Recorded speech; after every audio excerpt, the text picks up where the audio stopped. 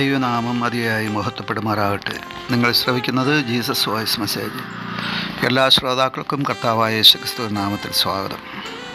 അല്പസമയ ധ്യാനത്തിന് ഒരു ചെറിയ വേദഭാഗം വായിക്കുന്നു. സങ്കീർത്തനം 13, 1-2 തിരുവചനങ്ങൾ.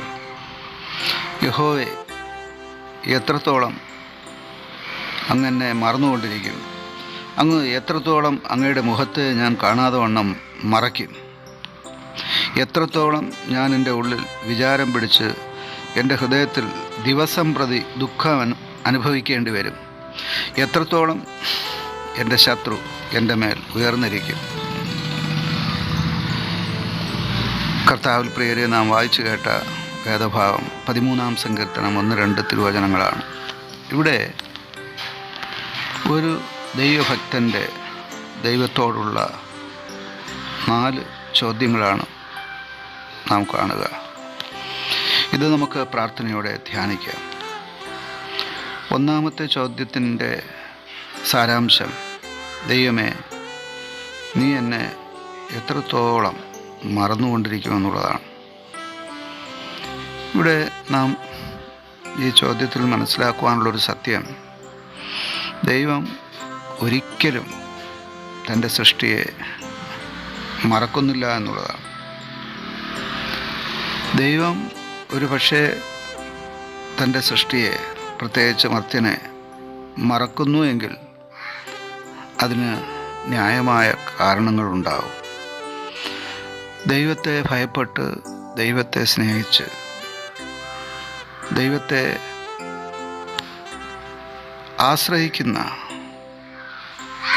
ഒരു മനുഷ്യനെയും ദൈവം മറക്കുകയില്ല. ദുഷ്ടന്മാരുടെ മേലും നീതിമാന്മാരുടെ മേലും ഒരുപോലെ തൻ്റെ സൂര്യനെ ഉദിപ്പിക്കുകയും അതുപോലെ തന്നെ ഈ പ്രകൃതിയുടെ എല്ലാ നിയമങ്ങളും ദൈവം മനുഷ്യന് വേണ്ടി നിർമ്മിക്കുകയും ചെയ്തു. നല്ലവർക്ക് വേണ്ടി മാത്രമല്ല, ദുഷ്ടന്മാർക്ക് വേണ്ടി പോലും തൻ്റെ നിയമങ്ങളെ പാലിക്കുന്ന, അഥവാ തൻ്റെ സൃഷ്ടിയെ നിയന്ത്രിക്കുന്ന ദൈവം ഒരു മനുഷ്യനെ ഒരിക്കലും അകാരണത്താൽ, അഥവാ ന്യായമായ കാരണമില്ലാതെ, ദൈവത്തിൻ്റെ ചട്ടപ്രകാരമുള്ള കാരണങ്ങൾ കൂടാതെ ഒരിക്കലും ദൈവം ഒരു മനുഷ്യനെ മറക്കുകയില്ല. അടുത്ത ചോദ്യം, നീ എത്രത്തോളം നിൻ്റെ മുഖത്തെ ഞാൻ കാണാതെ വണ്ണം മറയ്ക്കുമെന്നുള്ളതാണ്. ദൈവത്തിൻ്റെ കൃപാദൃഷ്ടി എല്ലായ്പ്പോഴും മർത്യൻ്റെ മേലിരിക്കുന്നുവെന്ന് വചനം പറയുന്നു. അഥവാ ദൈവം തൻ്റെ സൃഷ്ടിയെ എല്ലായ്പ്പോഴും വീക്ഷിച്ചു കൊണ്ടിരിക്കുന്നു. പ്രത്യേകിച്ച് മർത്യനെ ദൈവം നോക്കുന്നു. നീതിമാനെയും നല്ലവരെയും ആകാത്തവരെയൊക്കെ നോക്കിക്കൊണ്ടിരിക്കുന്നുവെന്ന് വചനം പറയുന്നു. ഒരു മാതാപിതാക്കളുടെയും ദൃഷ്ടി കുഞ്ഞുങ്ങളുടെ മേലാണ്. അതിനൊക്കെ ഭംഗം വരുന്ന ചില സംഭവങ്ങൾ നാം അടുത്ത കാലത്ത് കേൾക്കുന്നുണ്ടെങ്കിലും യഥാർത്ഥമായി മക്കളെ സ്നേഹിക്കുന്ന മാതാപിതാക്കളുടെ ദൃഷ്ടി എല്ലായ്പ്പോഴും അവരുടെ മേലായിരിക്കും.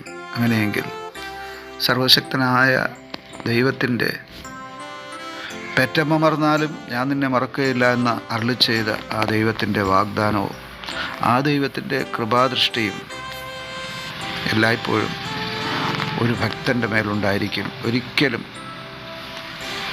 ദൈവം തൻ്റെ മുഖത്തെ തൻ്റെ മക്കളുടെ മേൽ നിന്ന് മാറ്റുകയില്ല, തൻ്റെ മുഖപ്രകാശം മാറ്റുകയില്ല. മൂന്നാമത്തെ ചോദ്യം, ഞാൻ എത്രത്തോളം എൻ്റെ ഉള്ളിൽ വിചാരം പിടിച്ച് എൻ്റെ ഹൃദയത്തിൽ ദിവസം പ്രതി ദുഃഖം അനുഭവിക്കേണ്ടി വരുമെന്നുള്ളതാണ്. മർത്യജീവിതം സുഖ ദുഃഖ സമ്മിശ്രമാണെന്ന് നമുക്കറിയാം. എന്നാൽ ഇവിടെ ഈ ഭക്തൻ്റെ ചോദ്യം, ഇത് എത്രത്തോളം എന്നാണ്. ഈ ഭൂമിയിലെ അല്പകാല വാസം അതിവേഗം കടന്നുപോകും. നമ്മുടെ ദുഃഖത്തിന് ശാശ്വതമായ ഒരു പരിഹാരം ദൈവം ഒരുക്കിയിട്ടുണ്ട്.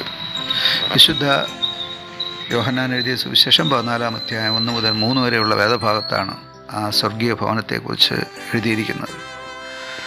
അവിടെ നാം നമ്മുടെ നിത്യത ആരംഭിക്കുമ്പോഴാണ് സത്യത്തിൽ നമ്മുടെ കണ്ണുകളിൽ നിന്ന് പൂർണ്ണമായും കണ്ണുനീർ തുടച്ചു മായ്ക്കപ്പെടുന്ന യഥാർത്ഥമായ നിലനിൽക്കുന്ന സന്തോഷം നമുക്കുണ്ടാകുന്നു. അവസാനമായി ഇവിടെ ചോദിക്കുന്ന ചോദ്യം, എത്രത്തോളം എൻ്റെ ശത്രു എൻ്റെ മേൽ ഉയർന്നിരിക്കുമെന്നുള്ളതാണ്. നമ്മുടെ ശത്രു അഥവാ മർത്യൻ്റെ ശത്രു പിശാചാണ്, അഥവാ ദൈവത്തിൻ്റെയും മനുഷ്യൻ്റെയും ശത്രുവായ സാത്താൻ. ഈ സാത്താൻ എന്ന ശത്രു നമ്മുടെ മേൽ ഉയർന്നിരിക്കുവാൻ കാരണം നാം തന്നെ പലപ്പോഴും അവന് ഇടം കൊടുത്തിട്ടാണ്. അഥവാ നാം ദൈവത്തോട് ചേർന്ന് നിന്നാൽ ഒരിക്കലും നമ്മുടെ ശത്രുവിന് നമ്മുടെ മേൽ ജയം ഘോഷിക്കുവാൻ സാധ്യമല്ല. അതുകൊണ്ട് തന്നെ നമുക്ക് ദൈവത്തോട് ചേർന്ന് നിൽക്കാം, നന്മ പ്രാപിപ്പാൻ, അനുഗ്രഹം പ്രാപിപ്പാൻ, ആശീർവാദം പ്രാപിക്കുവാൻ. അതാണ് ദൈവം വച്ചിരിക്കുന്ന വഴിയും വ്യവസ്ഥയും. ആമേൻ.